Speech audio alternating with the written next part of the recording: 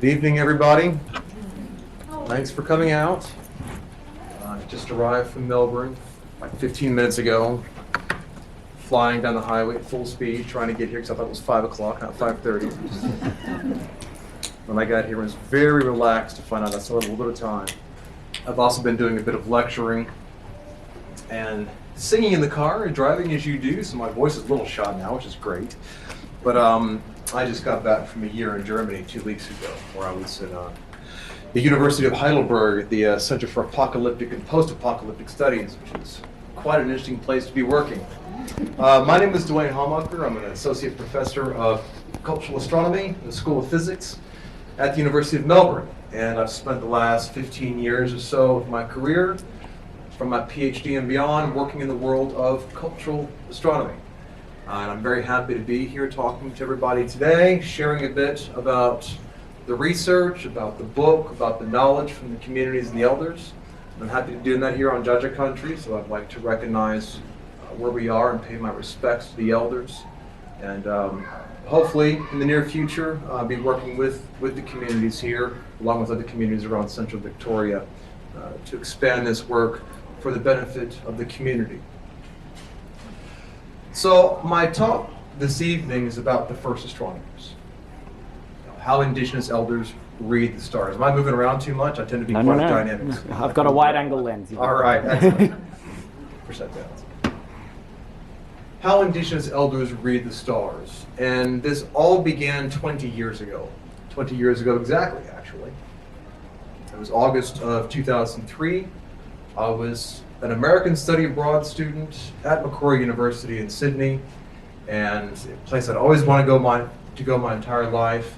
And when I was there for that one semester, that happened to be when Mars was at its closest approach to the Earth in about the last 60,000 years. So it was a great opportunity to go up to the observatory on campus and have a look at Mars, which appears to be a little tiny bit bigger and a little bit brighter than normal. And we were chatting with some of the other people around, controlling the telescopes. And I was studying astrophysics. I did my undergraduate in physics. And I remember we were chatting about Mars and astronomy and stuff in general.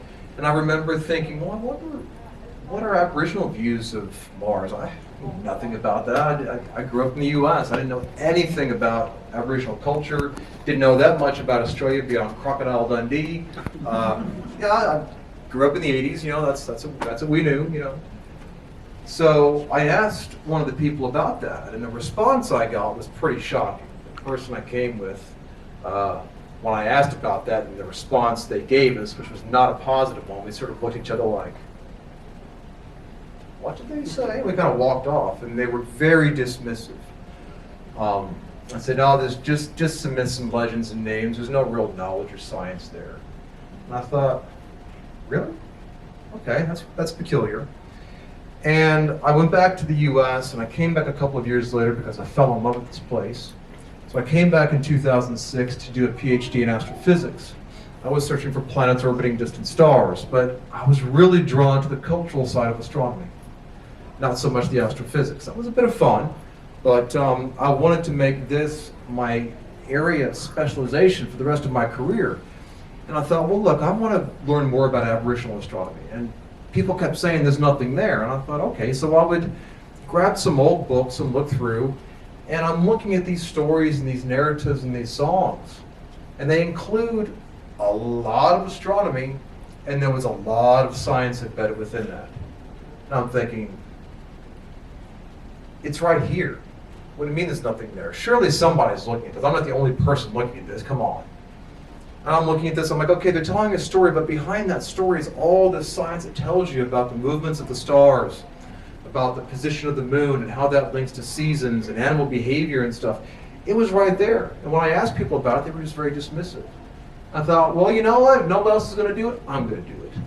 So I finished my master's at UNSW in astrophysics and went on to do a PhD in Indigenous Studies on Aboriginal astronomy. And I've been working on that ever since. So what I want to talk about today are some examples of that, but more importantly, how science and astronomy are embedded in these Indigenous knowledges. and what we can learn from that and what's happening. What are the real world applications of this? So there are three major themes that come out in all of this work I've been doing over the years. And I've put three prominent people that I've been fortunate to work with and become friends with. On the far left is Professor Annette Lee. Annette Lee is a Lakota woman, an artist, and an astrophysicist. And she's from Minnesota Mokoche, or Minnesota, just 2 states up from my home state of Missouri. Or state of misery, as I always joke around about. And she says something that all of the elders talk about. No matter whether it's in Australia or around the world, they say everything on the land is reflected in the sky, and everything in the sky is a reflection of the land. Well, what does that mean? And it's not some weird astrological idea. It's the idea that everything that happens on the earth, the changing of seasons, the local weather patterns, the behavior of the animals, how to find your way across land and sea, the social lessons, everything that happens here in our world, whether physical or ideas, we can put those into the stars. The stars serve as a map. They're a memory space. They're a textbook. They're a rule book. They're scientific ideas embedded within the stars because it's that memory space. And it's your ability to understand how that works and what it means that can tell you how to truly do astronomy. In the middle is Professor Martin Nakata. He's a Torres Strait Islander, the first Islander to earn a PhD in Australia. He's currently the Deputy Vice Chancellor, Indigenous at JCU up in northern Queensland. And he was the first person who gave me my first job right out of a PhD. I was his fledgling PhD student, and he wanted to build up a program on Indigenous astronomy and hired a student to go through and do a literature review, as we call it, look online, see what's around. And they kept running into this guy who had just done his PhD. And I went up and I met them for lunch at their invitation. And as soon as he heard me in my, well, back then it was very much a cornbread accent from mid-America, he was a little surprised. But he brought me in and gave me my first job, and we sat down and we planned out the future of Indigenous astronomy research. But one thing he said to me, he says, always remember, yes, we are a people of culture, but we're also a people of science. And you're here because you're a scientist. And no matter what anybody tries to tell us, you don't ever lose your sense of scientific integrity. Because if you lose that, it's all over for us.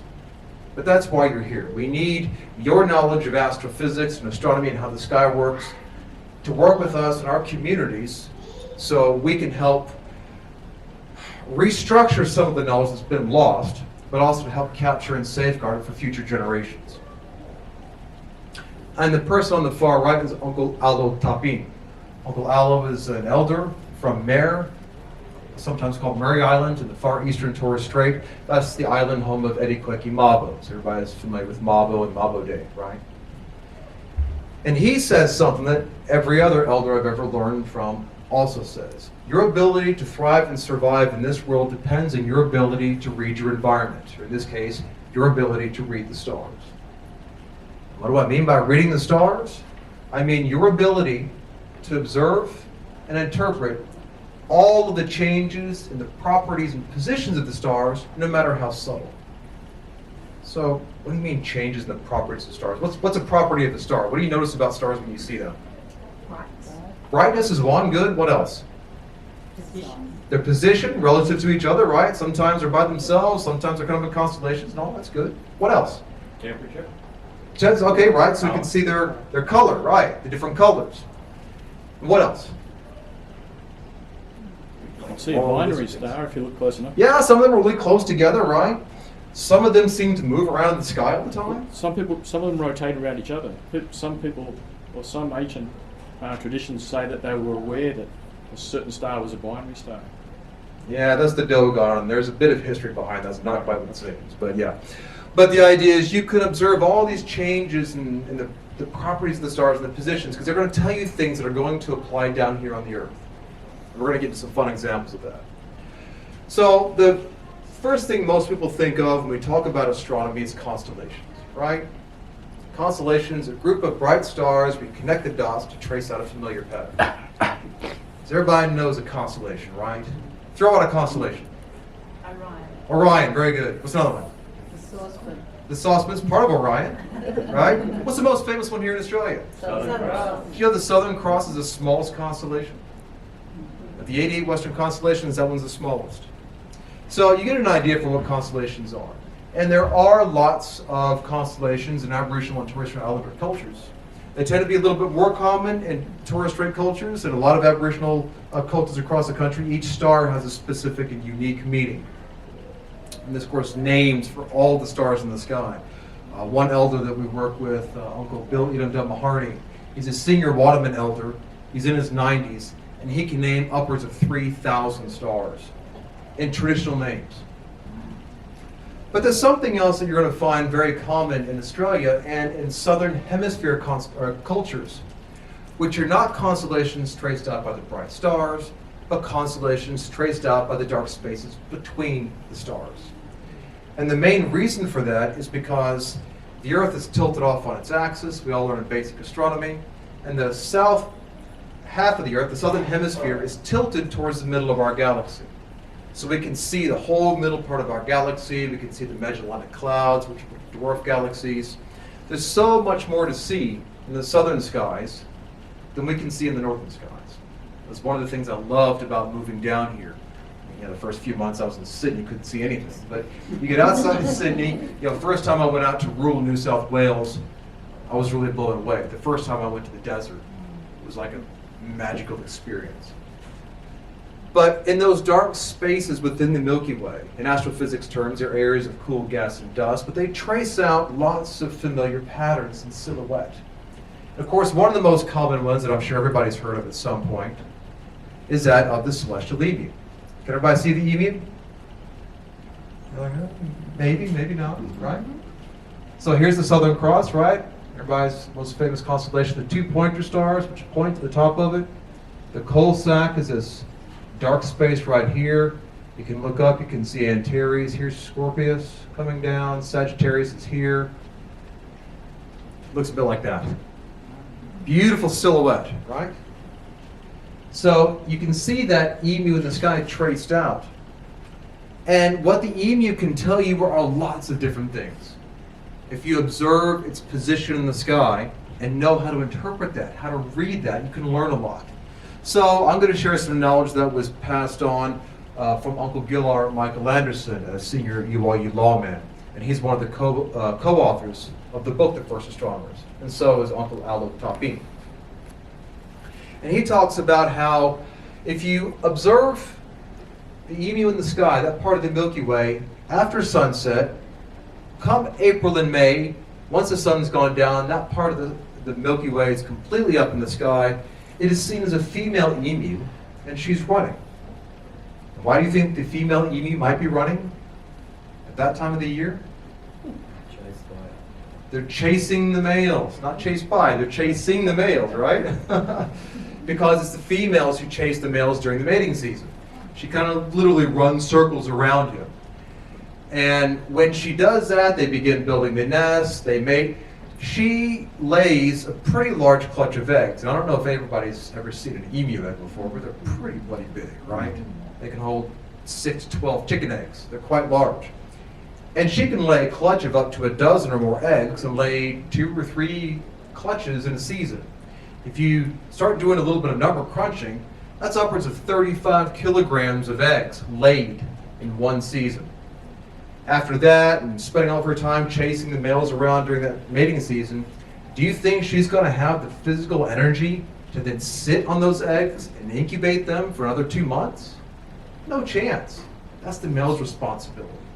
And that's what you see in the Milky Way come the middle part, come June and July, middle part of the year. You see the emu in the sky kind of horizontal across the horizon, just after sunset. And the elders talk about how this is the male emu, and he's sitting on the nest. Incubation period for emu eggs is about 58, 59 days, so 2 months. And when he sits on the nest, he doesn't get up and move for any reason except to fend off predators or stand up and carefully turn the eggs 15, 16, 17 times a day. That's his job. He doesn't get up to eat, doesn't get up to drink, doesn't get up to do anything else. Now this is also the time of the year, the very beginning of this season and the end of the breeding season, when this was a time to harvest the emu eggs. And the way this was done is to get a couple of teams, one team on one side, another team on the other. This team would use what's called an emu collar. It looks like a very small didgeridoo. And you would take the palm of your hand and thump it at the end. It would make that deep guttural thumping sound that the emus make. Well, the male thought that was a predator. So he would get up and chase that, and they would sort of draw the emu away, while somebody else would come up and collect one, maybe two eggs. Never more than that, because if you collect more than that, there's not going to be enough to keep the cycle going. So it's sustainability.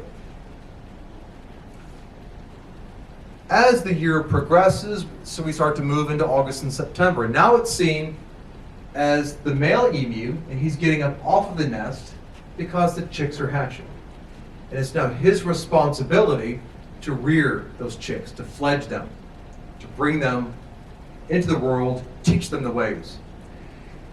And in this part of the country, especially in Gamilaroi, Uwayu traditions, the elders talk about the Boris ceremony. I'm not going to go into all the details of it because there's a fair bit of secret knowledge in that. But the public part of that knowledge is that the ceremonial ground is generally consists of two circles in which the ceremony took place. There's a larger, more public part of the circle, and there was a small circle some distance away where the senior elders took the initiates, and there was the secret business, connected by a pathway. And as it turns out, a lot of those ceremonial grounds were oriented towards the position of the Milky Way at that time of the year, because the Milky Way looks perpendicular to the horizon. It's sort of a direct connection to the Milky Way, but also an absolute reflection of it. Literally, the borer on the ground represented the position of the emu in the sky. So I talked about that before. What's on the sky, or what's on the ground, is reflected in the sky. And that symbolism of the adults bringing the youth into adulthood is the same as the males fledging the chicks into emu adulthood. So you can actually see that, the orientations of these circles, and they would tend to face towards the southwest at that time of the year, where you would see this sort of direct connection between the Milky Way and the land. If we move on a little bit later in time, even though the Milky Way is sort of swinging around this way, and actually here's the head, which we saw before, the neck and the body, even though it kind of looks like it's lying on its back, the elders in this community say, well, now it looks a bit more like an emu's bum sitting in a water hole right on the horizon. And at this time of the year, the temperatures start going up. The emus cool off by sitting in the water holes. And when they do that, as they sit in the water holes, they displace the water, which rises and falls out of the water hole like a celestial Archimedes. And it's this time of the year that you get an increase in annual rainfalls, because as the celestial emu sits and displaces the water, it falls as seasonal rain. You can even see that in the big jump in rainfall that occurs towards the latter part of the year. So August, September, not much is happening, and it really jumps up those last couple of months. So you can see from just the emu in the sky, Gawargay, in that particular language, how it can tell you about changing seasons. So we started off in sort of, I think it was autumn, towards winter and spring. Of course, each community is going to have its own seasons, and they might range from 2 or 3 to 12 or 14, depending on where you are. But it talks about seasonal change. It talks about the behavior of that animal. It talks about food economics, like when you collect food, what you're going to do. It tells you about the social rules. Maybe there's going to be ceremonies tied with that. It tells you about seasonal rainfall. All of that is tied into the position of that celestial constellation, that dark constellation. There's a whole lot more to it than that, just sharing some very basic levels of that knowledge. But what might surprise you, or might not surprise you, is if you go to other countries in the southern hemisphere, they have nearly identical views of that same part of the sky. If you go to South America, the Tupi people in the Amazon, the Chaco people in northern Argentina, Quechua communities in the Andes, they've got a very large flightless bird, just like the emu. It's called a rhea. And it's the same shape in the sky, that same part of the sky, that same dark constellation. And the birds have similar kinds of behavior patterns, so they're going to have very similar kinds of traditions. So you find particular stories and constellations that are shared by different cultures all around the world. They're going to have their own variations, of course, but at the base level, you're going to find that same knowledge is embedded within that, and that's the science that's embedded within these knowledges that doesn't get recognized. So we can use an example of this with the moon. And one thing I want to talk about, we talk about science, and science is about understanding the world around us, how it works, how it functions, how everything's connected together. We do that through observation. We do that through experimentation, through logical, deductive reasoning, figuring things out. We don't have to see something happen to figure out how it happens.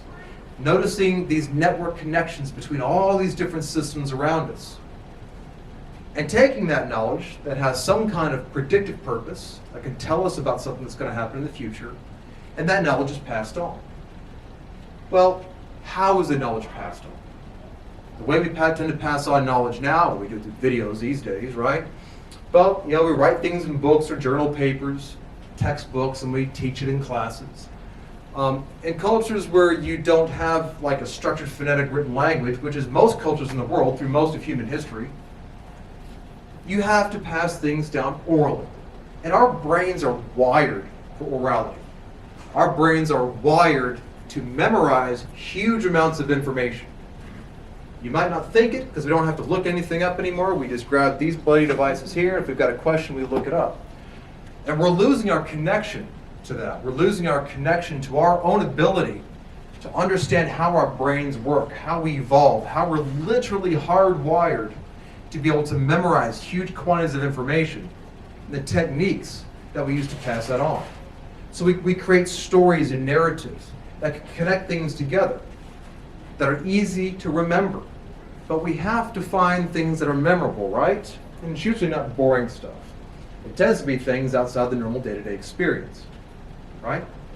So that can include all kinds of supernatural elements, ancestors coming from the stars, and people flying and stuff. And it's not a question of whether or not you believe these things happen or don't happen. That's not the point. And that's not something you would ask an elder. That wouldn't make any sense. It'd be quite offensive. It's about the knowledge and how that's passed on. And these narratives, you can learn so much from them if you try to understand them. Instead of just saying, well, I don't believe people could fly. I don't care about that. That's just a myth and legend. That's not what it is. It's how you pass on these huge bodies of knowledge. We also do it through song and music, right? I don't know, I'd go into a Coles or a Woolies and they're always playing some 80s playlist, and sometimes I hear the song I haven't heard in like 30 years, and I'm singing along to it. I'm like, how long has it been since I heard that song? Our brains are hardwired for music, too. But one of the ways in which we pass knowledge on, is done traditionally, is through what we think of as art, right? Different styles of art. And it can be a little tricky because aesthetic isn't the main purpose. The main purpose is passing on knowledge. And in the Torres Strait, for example, Uncle Segar Passy, who is a senior elder, he's also the artist whose artwork graces the cover of the book. He is quite a famous artist. And I'm going to show you two artworks that are done by Uncle Segar that, at face value, initially, almost look the same, right? But his artworks, they are beautiful. There's no question about that. But their main purpose is to pass on knowledge. Every color, every motif, every brush stroke, every element of these two artworks tell you something important. And there's snapshots of the waxing crescent moon at two different times of the year. So what do you notice about them? Look carefully between them. What things do you notice that are similar, and what do you notice that are different? So, what do you notice about the clouds? Quite a bit different, right? We've got these big puffy cumulonimbus clouds here, and these smaller, what just happened? Come on. There we go. And we've got these thin cirrus clouds here. Look at the water. What do you notice about the water these two different times of the year? Choppy. Very choppy. Look at the reflection of the moonlight in the water. Hard to see. What about this one? They're much calmer. The moonlight's reflected much more easily. Look at the moon itself. What do you notice about the moon itself? hazy in one of them. It's quite hazy in one, not so hazy. You can see almost like a bit of a halo around this one. You can even see it's almost a full circle around it, right? But look at the background. It's pretty clear there, right? And you look at this one, it's very hazy all the way around. You can see a little bit of a glow around the moon, but you're not seeing that full circle around it. But what else are you noticing about the moon itself? It's tilting off at different angles, right? Those cusps, those points on either side of the moon are tilted. One time of the year they're straight up and down. Another time of the year they're tilted off at the side. So he explained to me each of these describes what you would see when you're looking at the moon in the evening, because this is when you see the waxing crescent moon, during the wet season and the dry season. The cookie, monsoon season, or the sagir, the dry season. So which one do you think is the cookie, the wet monsoon season? This one? A or B, that one? A. I said the same thing. You know what he told me? He just smiled. He was like, It's not quite what you think. Now I thought, well look, big kind of rainy looking clouds, the water's really choppy. I mean, it looks like a storm's coming, right? He says, you're not thinking about this in the right time. It's not about what's going to happen right now. It's what's going to happen tomorrow. Because you got to think, in the Torres Strait, the tropics, you get southeasterlies, which are kind of dry trade winds, and the sagir, the dry season, the wet season, are your northwesterlies. And he says, you will observe the sun in the evening, and that tells you what the weather's going to be like tomorrow. He said, this is actually the dry season, and this is the wet season. And one of the reasons we can look at that, we see all these thin cirrus clouds, kind of a halo around the moon. The halo around the moon is caused by ice crystals. It was commonly used by cultures across Australia and around the world to tell you that it's going to rain. But how hazy is it? Can you count many stars inside? I mean, you're not going to count them in here, it's a solid moon. But if you see a big halo around the moon that goes a bit further out, can you count very many stars inside of it? Or is it really hazy? Kind of like that, would it be really hazy? You can't count any stars. He says, if you can count stars, it's probably not going to rain for several days, if at all. But if you cannot count any stars, it's probably going to rain soon.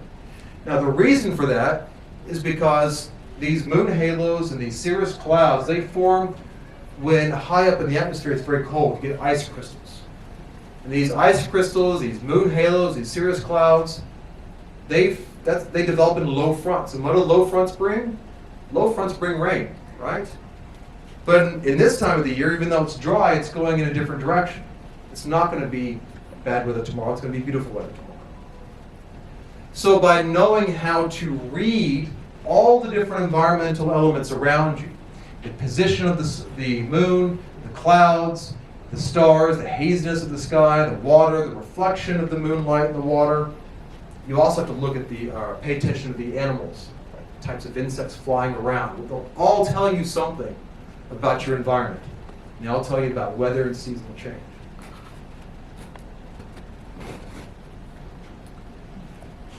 Now, how many people have seen twinkling stars before? Right? We all know that. We've all seen that. Poetry, music, always talk about the twinkling stars, right? Now, one thing that I found quite fascinating is that if you know how to read the way the stars twinkle, if you know how to look at the way the stars twinkle, that can tell you how to observe seasonal change and forecasting weather. And I remember hearing about this about 10 years ago, and I thought, twinkling stars, really? As an astrophysicist, you don't like twinkling stars. We hate twinkling stars. What causes stars to twinkle in the first place? I know you didn't come here to get a lecture, but you're getting one anyway, so. Dust. Right? There's stuff in the atmosphere, it's turbulence in the atmosphere. Turbulence is what makes the stars twinkle, right? So if you're an astronomer and you're trying to observe the stars through a telescope, you want to get the clearest, sharpest, steadiest picture of those stars you can. You don't want twinkling stars. You want a nice, steady, clear image. So how do you get rid of that? Well, you go to mountaintops where you're high up in the atmosphere. You want to go someplace where it's really dry. You want to go someplace where it's really dark. You want to go someplace where it's really cold. There's not a lot of heat. So you find these mountaintops in Hawaii and Chile and the Canary Islands, wherever you happen to go. The best place in the world for it actually is Antarctica. Believe it or not, there's certain places in Antarctica that are perfect for it. But the problem is, for astronomers, we hate twinkling stars. We're always trying to get rid of the twinkling. The reason we put telescopes in space is to get rid of our atmosphere, so we don't have that problem. We even developed these strange adaptive optic systems where we try to warp the mirror the same way the stars are being warped by turbulence in the atmosphere. Billions and billions of dollars, huge amounts of time, energy, and effort going into getting rid of the twinkling stars because twinkling stars are a problem to be overcome. But for Indigenous astronomers, that is not a problem to be overcome. It's an extraordinarily useful tool in your astronomical toolkit if you want to understand how the world around you is going to work. If the weather is going to change, seasons are going to change, this is how you're going to learn about it. So you can learn about how stars twinkle really quickly, tells you there's a lot of wind. If they twinkle slowly, there's not as much wind. If they're not twinkling at all, it's dead still.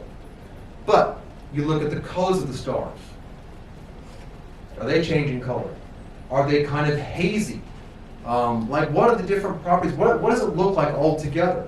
And some of those other properties are caused by dust in the atmosphere and heat and all these other different factors that can make them appear not their normal brilliant selves. Twinkling, doing all kinds of weird stuff.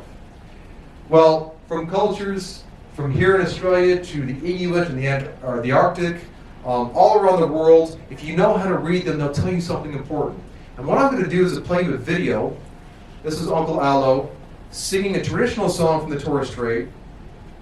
Well, I say it's traditional, it's actually a fairly recent song. It's written in the 1960s by Uncle George Passy. And it's called Where na Skysreda. Where is the Merriam-Mir language term for a star, and na Skysreda means twinkling, so literally means twinkling star. And it's sung in the Merriam-Mir language, but I'm going to translate as we go along.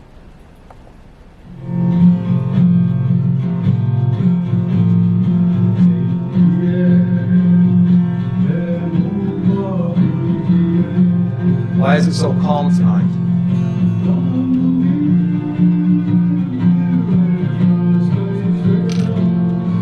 Why are the stars twinkling?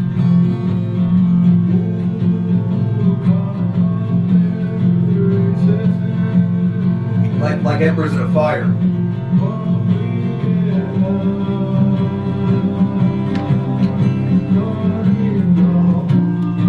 The twinkling is a sign of the big wind.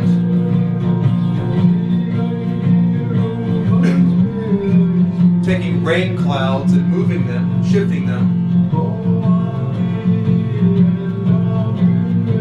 up towards the northwest.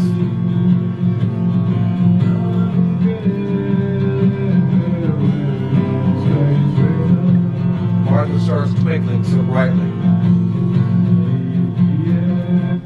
And just keeps repeating from that. And what Uncle Allo taught me is that towards the end of the year, come November and December, you look up and you see the stars above, and you notice that even though it's very still on the ground, doldrum, dead calm on the ground, you look up and you see the stars twinkling. They're flashing really brightly, really heavily, which seems kind of strange, right? As I told you before, it's a wind that causes that. So how can it be dead calm but yet the stars are twinkling? He says you'll notice the stars twinkling very brightly, and you'll know that that time of the year, that's when you're going to get the shift of the trade winds. From the Sagair, the Nege, those sort of southeasterly dry winds, are going to be shifting towards the northwesterlies. That's going to start bringing those rain clouds up, and then it's going to start raining. Because that time of the year, you look very carefully. Other elders say you look at that time of the year and you look out for this particular butterfly. Got the same colors as the reggae flag, he says. And when they're fluttering about, you see those stars twinkling, you know the monsoon season is coming. So why is it that it's dead still on the ground, you see the stars twinkling? Because that time of the year, when the trade winds shift, they're very high altitude. So very high up in the atmosphere they're shifting, but down here on the ground it's dead calm. So it's that ability to read those stars, to read the way the stars twinkle, to know when it's going to change seasons from one to the other.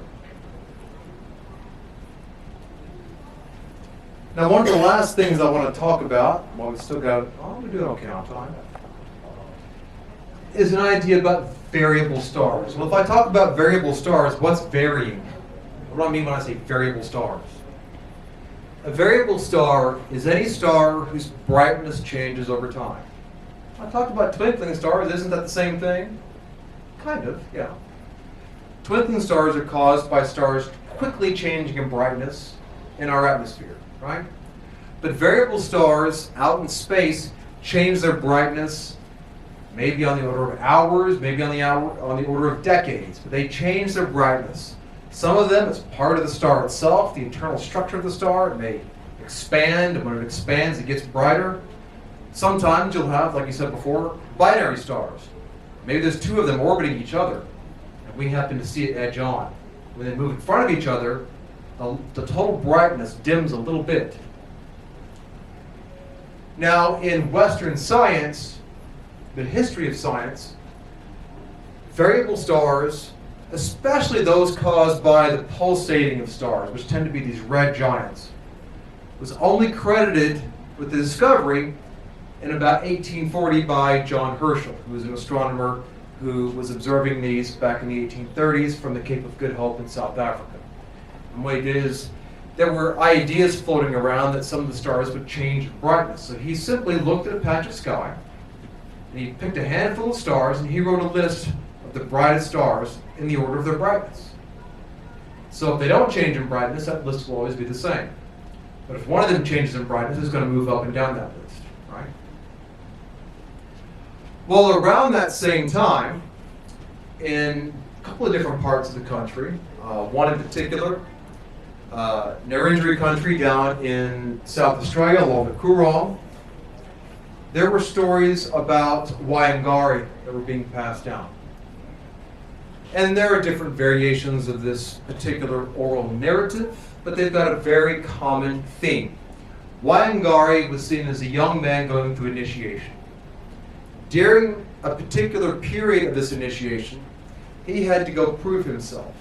And to do this, he had to go without clothing, without food, without contact from anybody else for a period of time.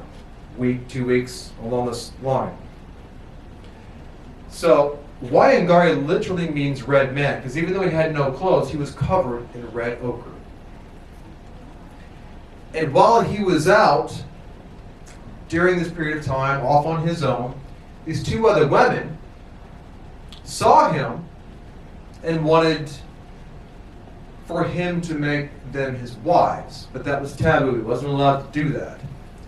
And they kind of tricked him by morphing into emus and convincing him that, he went into his hut one evening and they morphed into emus and made the sound of an emu. He come running outside and they morphed back into women. They threw their arms around him and said, "Be our husband," and he acquiesced.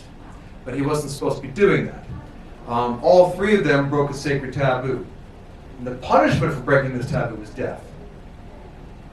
Now, his older brother saw what happened. He became very, very angry at them, and he tried setting the hut on fire, their house on fire while they were inside. They managed to escape, and running along the lake, realized that they were facing death. So he cast a spear into the Milky Way. He cast a pronged spear into the Milky Way, so you can see in this artwork by Cedric Varco, here's Waiangari, here's the two women. He cast a spear up into the Milky Way, and he pulled himself and the two women up. He became a bright red star in the Milky Way, pulled the two women up, which are two stars that flank him on either side. Then he pulled his canoe up into the sky. You can see his canoe in the Milky Way, with the celestial emu off to the west.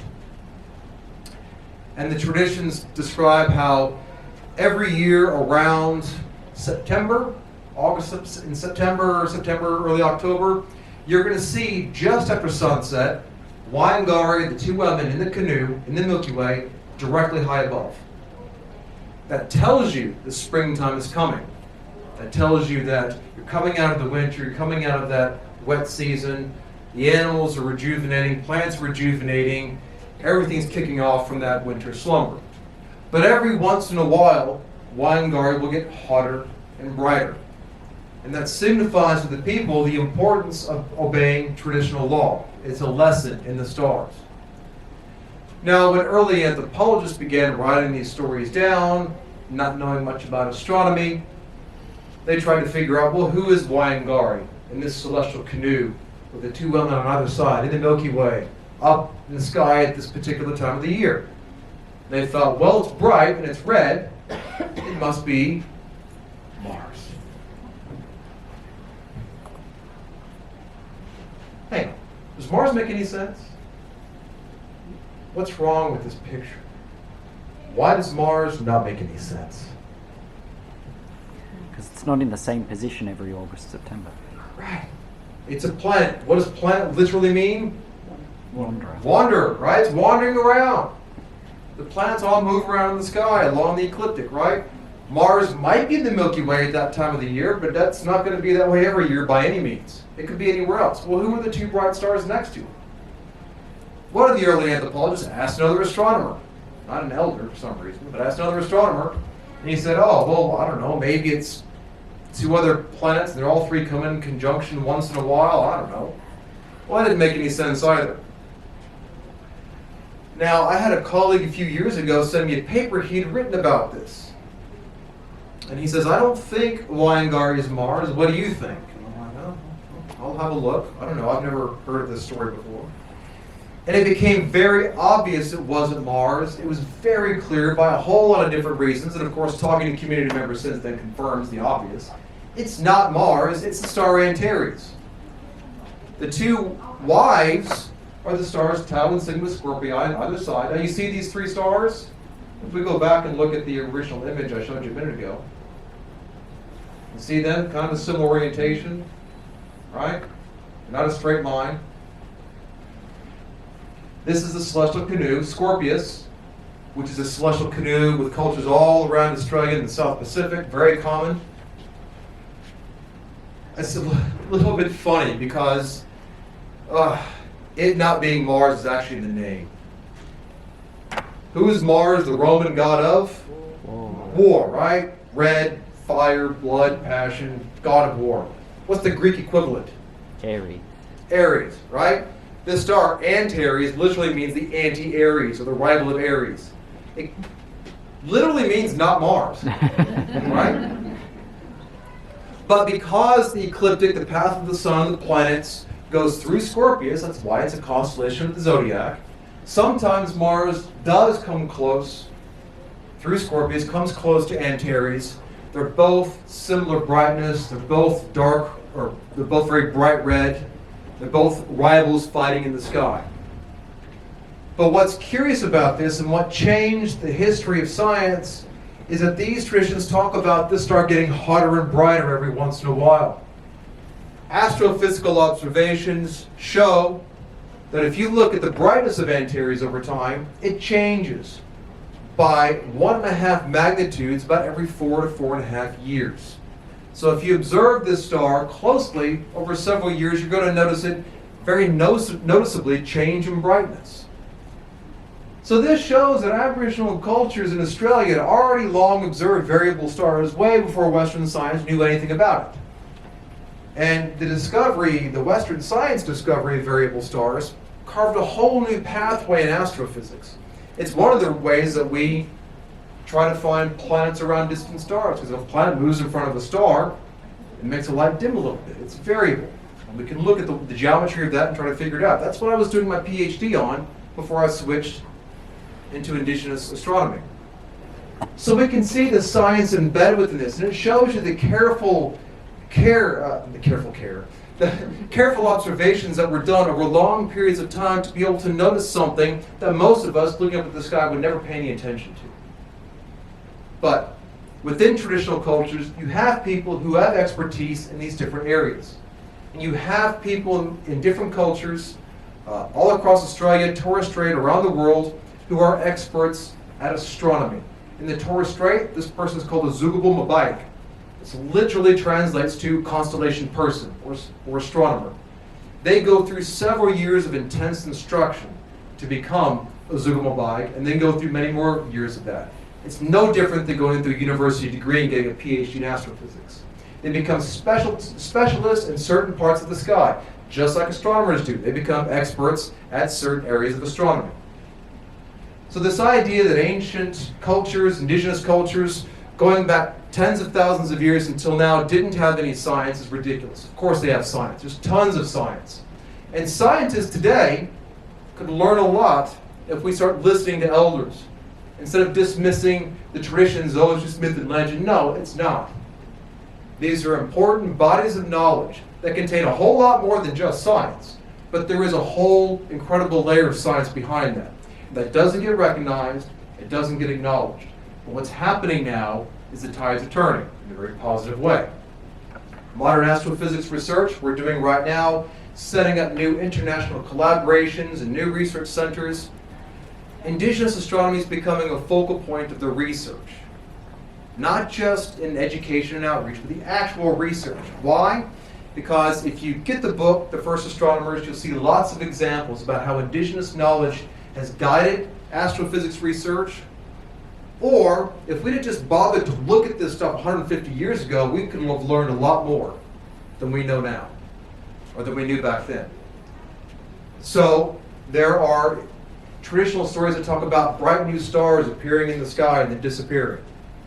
Seem to be talking about supernova. Where? The stories may tell you where it happened in the sky. Well, we know where to point the telescope to search for supernova remnants. There are meteorite craters that only 2 years ago were redated, in part because the stories talk about this forming from an object falling from the sky, even though the estimates of its age back in the 1960s said it was 300,000 years old. New research found it's a whole lot younger than that. Sounds made by aurora, which have been recorded by indigenous cultures around the world, not even acknowledged by physicists until the last 5 or 10 years, when they finally did some research and figured out how it worked. Astrophysics and other areas of space research is being guided by indigenous knowledges, because it's important for us to recognize that these are not ancient bodies of knowledge that have no application today. They have absolute application today, and they need to be recognized and respected for what they are. Now, the very last thing I want to talk about before we finish up is something that was done, research, just checking the time, was research that was done with one of my PhD students with the same elder, Uncle Gillar Michael Anderson.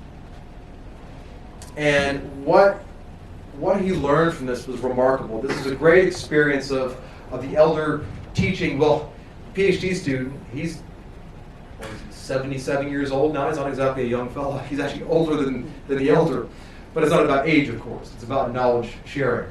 And the elder was talking with Bob, previous PhD student, about star maps. Now, star maps are a way that you can navigate across land, but it doesn't work in the same way that you might think of celestial navigation. We tend to think of celestial navigation, which is used by cultures all around the world, by knowing where a star is, knowing its position in the sky, and that angle along the horizon, and being able to go from point A to point B by using that star as a navigational aid. We all know, second star to the right, straight on until morning, This idea that you follow the stars at night. What Uncle Gillar is talking about in this context is not following a star at night, but using the stars as a map of the land, and then teaching that to younger generations at night, and later on in the year, you're not traveling at night, you travel during the day. So to find a route, say you're going to travel for trade, for ceremony, for whatever reason you have, you might have to traverse hundreds of kilometers across land. Well, how do you do that? Well, you've got to figure out the best route to go, right? What are the landscape features that are going to help you journey across the land? Where are you going to stop for food, water, medicine? You've got to figure out this pathway. Once you do that, and you figure that out, how are you going to teach people? You map it out in the stars. You find groups of stars that have that same general configuration, and in the evening, earlier in the year, you teach the younger generation about the song line, the star map, which again is encoded in memory. and there's a narrative or a song that goes along with that, and you teach them how to go from point A to point B. So the best way to do that is use the stars as waypoints on a map. You start here, you travel to this star. That's where you set up camp the first night. Then you travel to that star, then you set up camp there. And it tells you how to go across the landscape and how to travel up 600, 700, 800 kilometers, for example. Now, what's really interesting is when you look at these star maps in the sky, you can see, here's an example of one star map that is meant to take you from Gaduga, New South Wales, almost to the border of Queensland, to Carnarvon Gorge in Queensland. 600 kilometers. Well, how do you do that? Well, the others talk about use these particular stars. These are stars in the constellations of Sagittarius and Scorpii, right? So here's the stinger stars of Scorpius going up. It would teach the younger generations how to go from point A to point B and teach the song line and the star map. Now, where it gets interesting is over time, of course, colonization happened. Europeans start spreading across the country. In some places, the initial contact wasn't entirely negative, and Aboriginal people many times would show these new people how to go along these pathways. And they would go out and see these pathways across the land. They would travel the same routes and camp out at the same spot. That's where the resources are, right? Of course. So what you find is the routes they traveled became paths, became roads, and became highways. And where the people stopped, these points on the sky that represent points in the land, is where you begin settlements and towns, villages, and later rural cities. So if you take these star maps and put that over top of an actual Google map of the Earth, unsurprisingly, you find out how remarkably close they match up. What that means is the layout of towns and highway networks in Australia is based on star maps. And you can see this all across the country. So this is going from Gaduga up to Dirranbandi, St. George, Surat, Roma, all the way up to Carnarvon Gorge. There's ones that break off and go this way down to the Bungy Mountains. There's some that break off and go up in this direction towards a different ceremony. The highway networks are mapped out in the stars. If you go out to WA, you can see a literal reflection, the land reflected in the stars. So Uncle Noel Nanapa, a Noongar elder, talks about ceremonies that will be held in these specific places. And the locations and pathways between them will be mapped out by the brightest stars in the sky. Aldebaran, Betelgeuse, Rigel, Sirius, Canopus. You see that as a literal reflection of the sky and the land. So what I've done, hopefully what I've done this evening, is showing you a few examples of how science is embedded in these traditional ways of knowing, that this science needs to be acknowledged, recognized, appreciated, respected, that there's so much that people like me and the scientific community can learn by collaborating with elders and communities instead of just saying, oh, it's just myth and legend. That's not what it is. It can change the game. And it helps us get a better appreciation for the networking of knowledge across this entire continent. That's something that is shared by cultures and people around the world. So if you want to learn more about this, there's 2 books that I recommend getting. Of course, this has been about the first astronomers, which I've co-authored with 6 of the elders, a few of which I've talked about this evening. 100% of all the author royalty of the book. What I mean by that is all the money the author would normally get goes to charity. I don't see a dime out of this book. All that money goes to charity, into a charity foundation we set up that goes back into the communities. It provides scholarships for Indigenous students, for Aboriginal and Torres Strait Islander students, for studies, for community programs, for paying elders to do activities, for all this kind of stuff. That's where the money from the book goes. So there's a paperback, there is an ebook, and there's also an audio book that's narrated by Adam Sims. Another book that just came out this year is called Eclipse Chasers. And it was mainly written by Nick Loam and Toner Stevenson, both of whom I know very well from when I worked at the Sydney Observatory. But chapter 2 of this book is Eclipse Traditions and First Nations Knowledges. And in this, I go into some depth. I co-authored this with Uncle Gillar Michael Anderson. And Uncle Gillar provides in here a full detailed account of Hawaii traditions about eclipses that have never been shared before. So you're not going to find that anywhere else. And also traditions that come from the Torres Strait that talk about a special ceremony that only takes place during a total lunar eclipse that is planned months in advance. If you don't know much about astronomy, I'll tell you something right now. Predicting eclipses is one hell of an extremely difficult task. And no indigenous culture in the world has been credited by the history of science for being able to do that. Yet, they've had this ceremony for very long periods of time.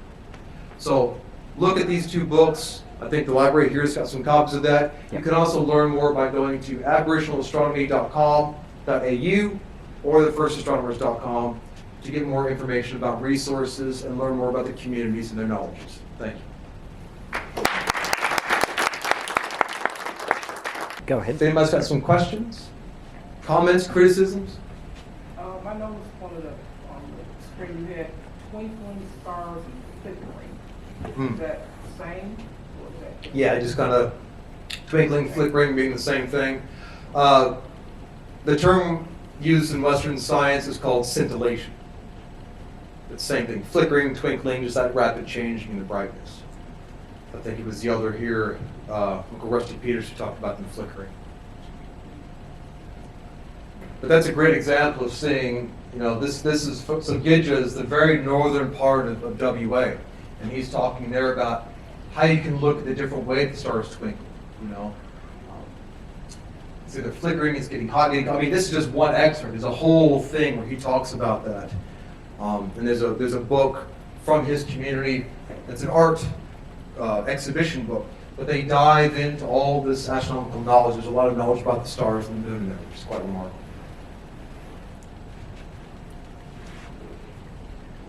I've got a question. And this might not be one you can answer, but I'm going to ask There's it. lots that I can. Yeah, I'm going to ask it anyway. How do they know how far along the song lines to go before they start following a different star? So if they're following one star to a certain point, how do they know when to start following another? Local landscape features, hills, mountains, rivers, whatever it happens to be, are used as reference points in the journey. Okay. But as you're going along, the song tells you about these things as you're traveling. Yeah. So it'll tell you. I mean, I've heard stories of people telling me that, some anthropologist was traveling across Central Australia with two senior men, and as they're driving the car down the highway, the men are singing. She notices them singing in the back seat to themselves, and he says, "There's a water hole just over those hills there." She says, "Oh, you've been there?" He says, "I've never been here before." She says, "Well, how do you know?" He's like, "It's in the song line." She actually pulled the car over. They went over there, and there was a water hole exactly where he said it was be. He'd never been there, but it's encoded in the song. And some of these song lines, they're very long. They transition across different languages. The song line changes the languages as you travel across country. So there was an exhibition that's been touring the world for a few years now called Song Lines, Tracking the Seven Sisters. That's all about the Pleiades, that beautiful seven sister star cluster. And there are song lines that span coast to coast across Australia. In fact, the star map I showed you, one of the ceremonies, or one of the song lines from Gaduga goes to a place where they actually meet up with people who brought special stones from Aranda country in the central desert, and they meet at that location. That's part of the Seven Sister Song Line. The two stones they actually bring represent two different planets in the sky, and every once in a while come into conjunction with each other, and they're seen as the eyes of the creator. So these song lines travel all across the country. Different languages, different geographical regions, but they're done in such ways to map the landscape out to memory, even if you've never traveled it, you know where you're going and what's around.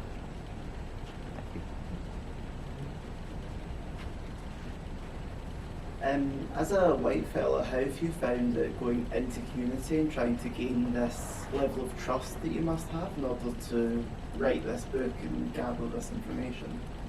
Has it been challenging? No, because I only go by invitation. Okay. So, you know, my work in the Torres Strait was through invitation, work with other communities. And I don't like going up and knocking on people's doors. It's not something I do. I'm definitely not going to be one of those people. It's like, there's been too much of that happening for the last forever. So the work that I do with the communities is by invitation. Now, it may be the case, which is the work we've been doing in Kulin Nation, where one community has invited me, and they realize, well, the other community is probably going to want something similar done. Let's reach out to them and bring them into it. So working with Tonarong, and then speak to Woiwurrung and then Woiwurrung, and I know some of the elders and friends with them. So we can build these collaborations. But I'm not interested in going up and knocking on the doors and saying, give me your knowledge. The other thing is, when we're working with the communities decide what the outcome is going to be. They decide what knowledge is going to be shared and what's going to happen with that knowledge. And there has to be the giving back. There has to be that benefit, tangible, direct benefit for the community. There's lots of different ways of doing that, and I've managed to find different ways of being able to give back that none of us expected. Having authorships on books is nice. Having authorship on scientific paper, that's nice, but well, so what?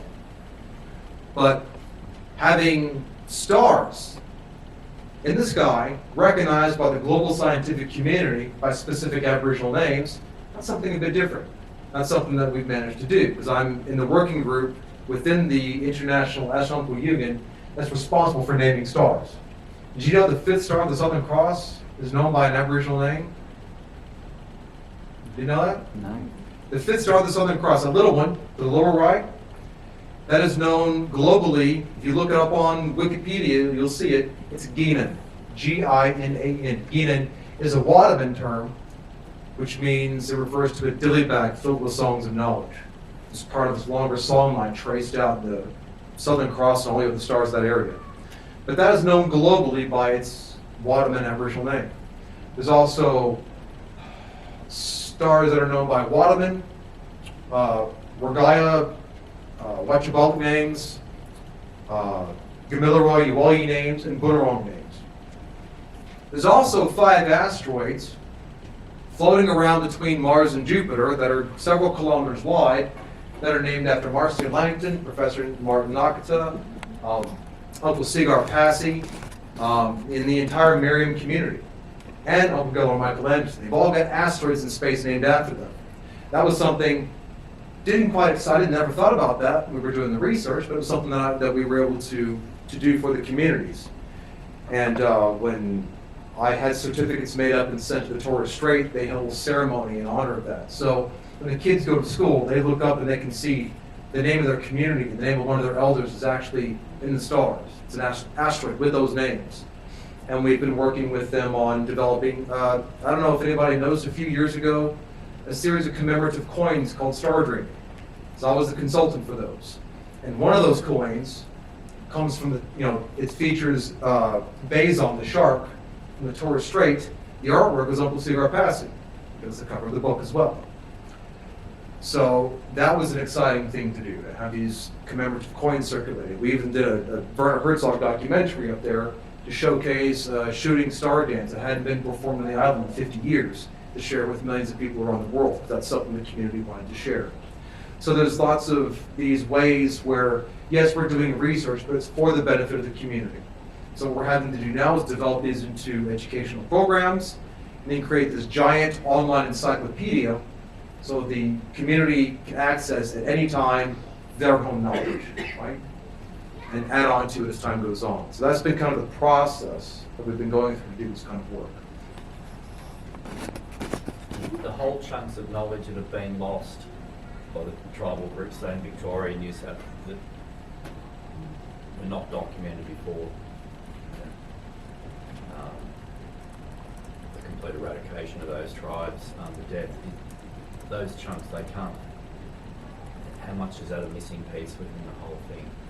Say in Victoria, where the last full blood died in 1967, Lake Tyers, all that knowledge. Yeah. There's some of it still contained in the songlines from other areas. There are lots of people who still pass that knowledge on. The communities have not been eradicated. There's still people who pass that knowledge on. Now it's been fragmented. Yeah. There are plenty of communities. That's usually when the communities invite me to work with them.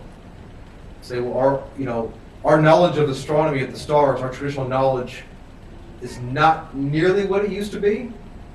And the elders are starting to die off, and when they die, we're losing huge amounts of that. We're afraid that what little we have is going to be gone. What can we do? Can we do anything? I say, yes, we can. We can find all those records where people have written stuff down, filled with errors. We can take all of that. We can speak with the community elders and see who's got knowledge about what they're happy to share. We can find places, sites that might tell us about the stars. We can look at the language. And then us as researchers can take all of that and we can begin to deep dive in all of that, make all these connections and sort of reconstruct from all these fragments of knowledge a pretty accurate picture of what it was. It's not going to be as complete as it was, of course, but you'd be surprised at how much we can take out of what seems like so little. And that's something that we've been really happy to do with the communities and the elders, and they've been very happy to see. They've been in some cases very surprised to see how much we can draw out of what seems like so little. So that's why we've been working with a lot of the communities around for that reason. Even in the Torres Strait, where the knowledges are still very strong, because a lot of the islands, the schools only go to year 6, when kids reach about 12, they go to the mainland or to Thursday Island, Bend to finish their school. They come back at holidays and during summer, but that's a rupture in that passage of knowledge from the elders to the children. They're not there very much anymore. And there aren't a lot of economic opportunities, so they tend to get jobs in the mainland. So then they only come back on rare occasions. So because of that, the knowledge isn't being passed down, not because the community doesn't want to, but because of these factors. And, like every other kid, they're on these things all the time.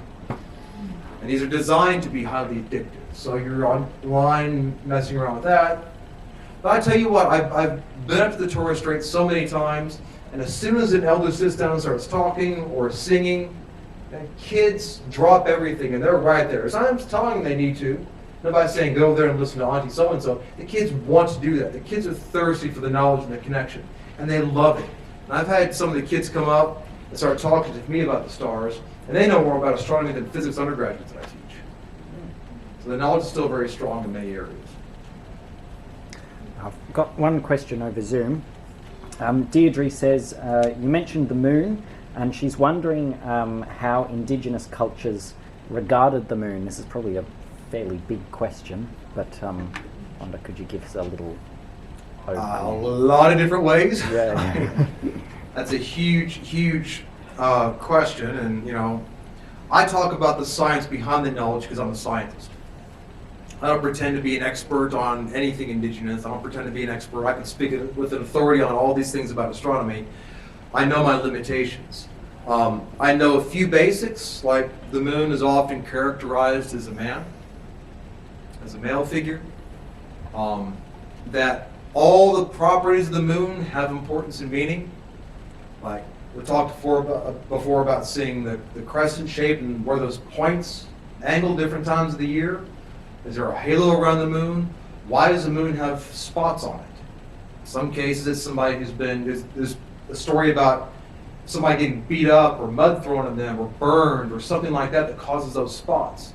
Up in Wachibalik, Ragai country, it's this Mitch in the Moon was the spotted quoll who got into a fight with an Urgonite, who was the Jackie lizard. And he tried to attack the Jackie lizard and got his butt kicked, basically. And that's why he's got the spots on him. He wanders around the sky.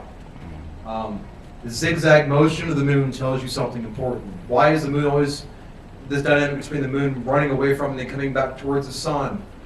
Why does the moon sometimes appear blood red? Why does the moon link to the rising and lowering of the ocean every day, twice a day? There's all of these narratives and stories that tell you the science behind why these things work and how they work through these cultural stories, which also tell you, what are the expectations, what are the social expectations of how we're supposed to behave? Who are you allowed to marry?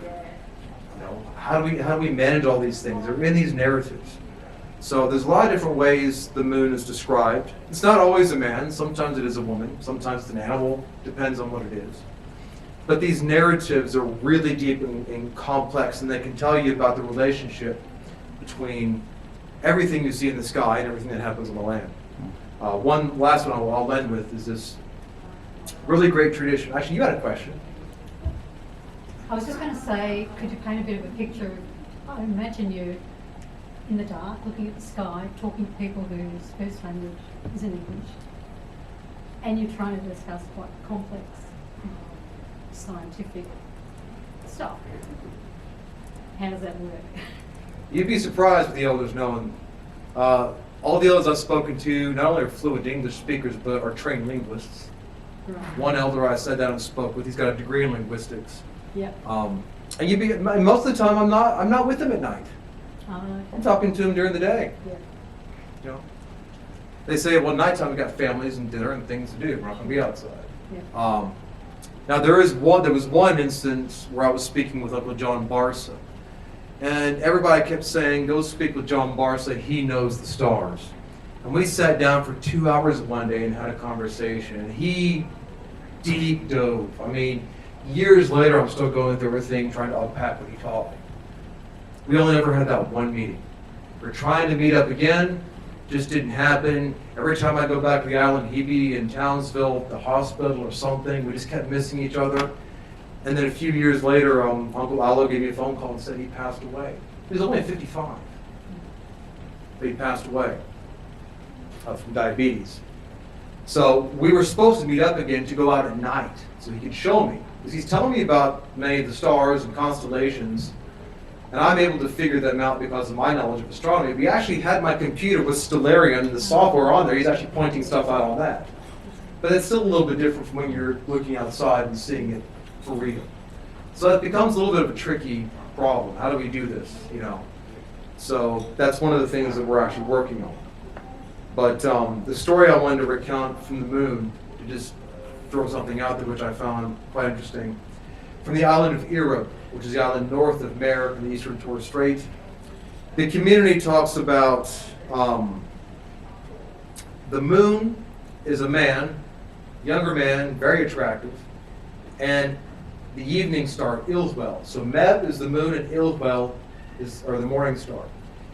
And Ilthwel and Meb are both extremely attractive, and they both fall in love with each other, but they're both extremely insecure. They get really jealous of each other. And he gets jealous of her relationship with Leem, the sun. She's always near Leem, the sun, sometimes disappears with him for months at a time, then comes up in the evening, like she's always spending time with him, brushing around him. And she gets jealous of him because of his relationship with her siblings, her sisters, the planets. And sometimes he's always spending time with them as they're dancing around in the sky, and sometimes even moves in front of them. So they come together as lovers one time in each cycle when they're together in the morning. And you'll always see Venus with a crescent moon. You're never going to see Venus near a full moon. The reason is Venus is closer to the sun than the Earth is, so it never gets far away from the sun. So whenever the moon is near the sun in the sky, it's always a crescent, or it's new moon, we can't see it at all. So whenever the crescent moon comes out, elbows up together, they're lovers, but they get really insecure and jealous of each other, and they begin drifting apart. They finally come back around again. So they actually refer to that as Aktit Meb, which means jealous moon. So that dynamic of that conjunction between Venus and the moon, but also always knowing they appear in that configuration when the moon is at that particular phase. They're giving a story as to why these two beautiful figures in the sky only come together once in a while. But also describing why they're jealous of each other. He's with the planets, her sisters, and she's with the sun. It shows this dynamic. So if you just see this as a neat lover story, I mean it is, but you unpack it, you can see all the details of the astronomy within that. So that was a story that I learned about and I included in the book that I thought was quite fascinating. Thank you very much.